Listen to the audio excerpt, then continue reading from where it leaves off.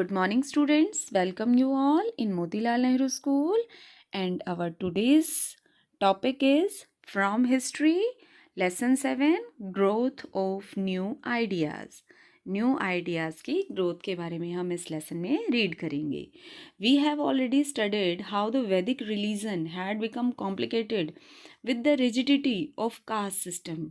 Rigidity रोक, caste की वजह से वैदिक रिलीजन बहुत ज़्यादा कॉम्प्लिकेटेड हो गया था और बहुत डिफ़िकल्ट हो गया था कॉमन पीपल को, साधारण लोगों को इस को समझना, इस रिलीजन को समझना, वैदिक रिलीजन को समझना.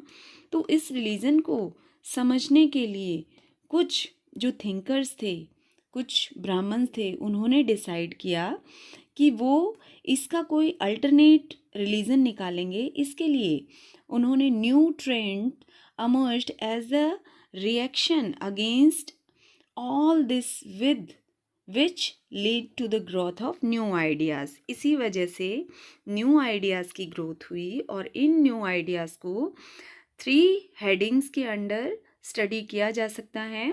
First one is Upanishads here, second one Buddhism and third one is Jainism. And first today we will discuss about section 1 Upanishads. At the time around 6th century BC, 6th century BC में जब वैदिक religion बहुत ज़्यादा complex हो गया, means common लोग उसे नहीं, उन तक ये पहुंच पा रहा था, तो कुछ ब्राह्मण और क्षत्रियज ने डिसाइड किया कि वो शांति और साल्वेशन, मोक्ष को पाने के लिए वो क्या करेंगे, ट्रू नॉलेज, सच्चे ज्ञान की खोज करेंगे. Their bold philosophical ideas are contained in Upanishad. Upanishads में उनके आइडिया कंटेंड है, मीन्स उनके आइडिया वहाँ पे हैं, like the Chandogyas and Brihadaranyaka. Here is our some thinkers try to find the solution for difficult questions. कुछ विचारक ऐसे थे जिन्होंने बहुत मुश्किल क्वेश्चंस के आंसर ढूंढने की कोशिश की. कुछ इस जो यूनिवर्स है, ब्रह्मांड है, उसको जानने की कोशिश करना चाहते थे. वो जानना चाहते थे कि ये ब्रह्मांड क्या है, मरने के बाद क्या होता है, क्यों ये जो बलिदान, सेक्रीफाइसेस, बलिदान परफॉर्म किए जाते हैं, मीन्स जो बलि दी जाती है पशुओं की, वो क्यों दी जाती है. All this thinking resulted in the creation of some great doctrines. Doctrines होते हैं कुछ और beliefs, some beliefs, विश्वास. As the ultimate reality was one Brahma.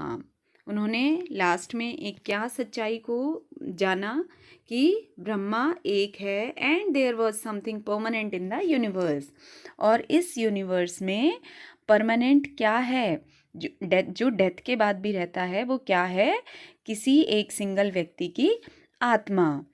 It was only true knowledge. सिर्फ सच्चा ज्ञान ही क्या है जो आत्मा और परमात्मा को मिला सकता है, यूनियन मिला सकता है. उनका ये भी विश्वास था कि आत्मा हमेशा रहती है, जो जन्म और मृत्यु के बंधनों में बंधी रहती है जब किसी भी व्यक्ति का जन्म होता है. These were regulated by one's own deeds.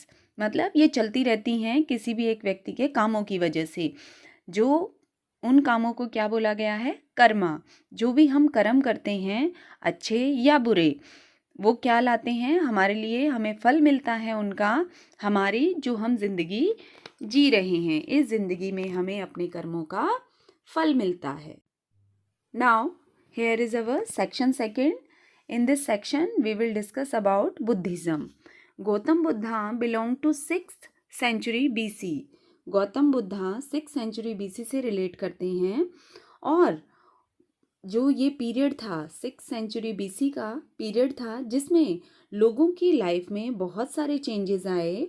और ये जो पीरियड था फुल ऑफ फिलोसफिकल आइडियाज़, ये फिलोसफिकल आइडियाज़ से भरा हुआ था.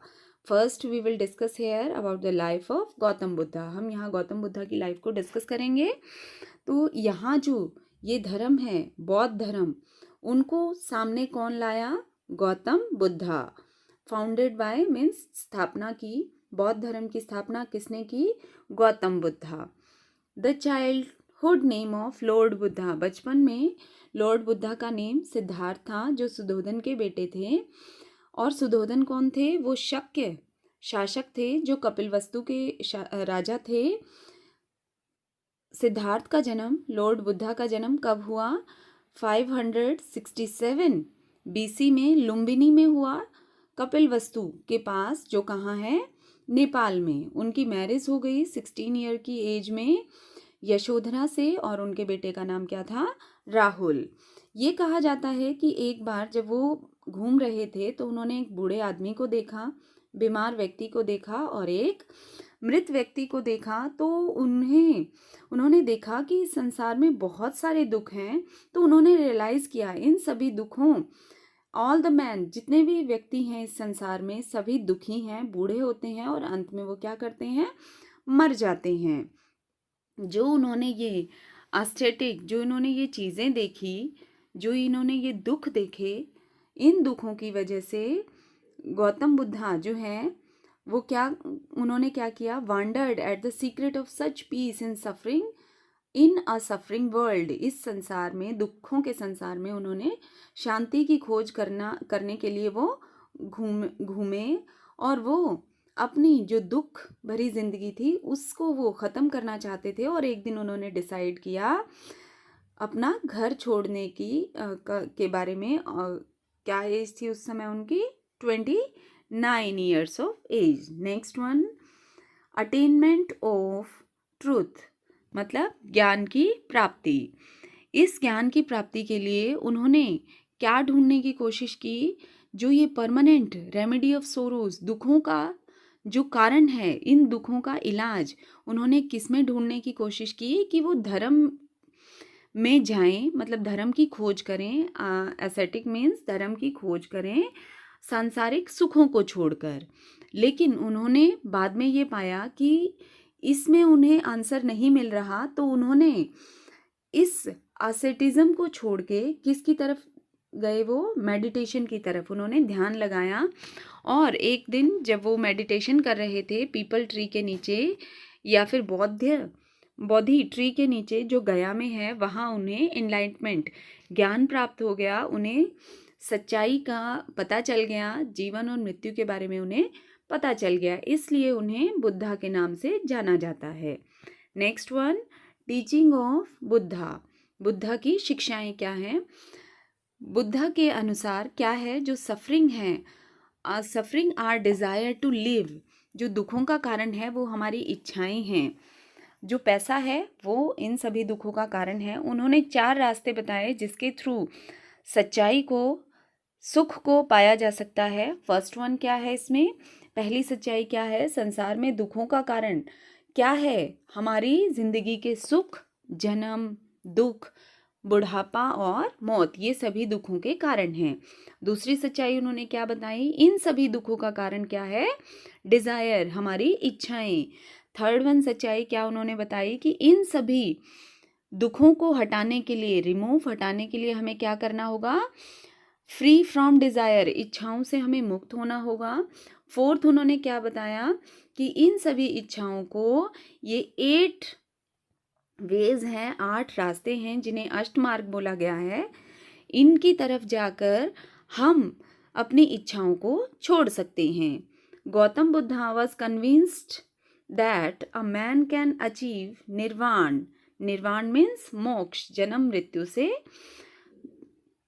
दूरी, मतलब जन्म और मृत्यु का ये जो सर्कल है उससे वो निकल सकते हैं। किस तरीके से? जो ये अष्टमार्ग उन्होंने बताए हैं, इन तरीकों से वो इन सांसारिक दुखों से मुक्त हो सकते हैं। वो कास्ट सिस्टम के खिलाफ थे और उन्होंने अपना कोई अलग से भगवान नहीं बनाया था। बुद्धा लोगों को मारने और एनिमल्स को मारने के खिलाफ थे। वो चोरी और झूठ बोलने के खिलाफ थे।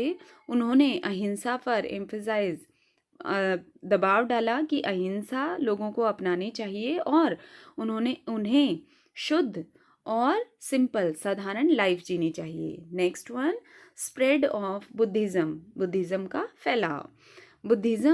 Buddha spent the rest of his life, अपनी पूरी ज़िंदगी उन्होंने एक जगह से दूसरी जगह घूमने में, उनके जो उपदेश थे उन उपदेशों को लोगों तक फैलाने में उन्होंने अपनी आगे की लाइफ स्पेंड की, और उन्होंने एक संघ की स्थापना की, और उस संघ को सभी लोग ज्वाइन कर सकते थे। स्टार्टिंग में कोई भी उस संघ को ज्वाइन कर सकता था, किसी भी धर्म, जात या कोई भी व्यवसाय के लोग उसे ज्वाइन कर सकते थे। लेडीज़ भी संघ को ज्वाइन कर सकती थी, लेकिन बाद में माइनर्स का मतलब जो 18 ईयर्स की एज से कम थे, वो चोर, दास या फिर जो पेशेंट हैं, उन्हें संघ में आने की अनुमति नहीं थी। The doctrine of Buddhism spread far and wide, ये बहुत दूर दूर तक फैले। जो बुद्ध की जो शिक्षाएं थी वो दूर दूर तक फैली, जिसमें मौर्य शासक अशोक, उन्होंने भी बुद्धिज़्म को अपनाया, और उन्होंने बुद्धिज़्म को कहाँ कहाँ तक फैलाया, एशिया, ईस्टर्न एशिया और श्रीलंका में उन्होंने बौद्ध धर्म को फैलाया।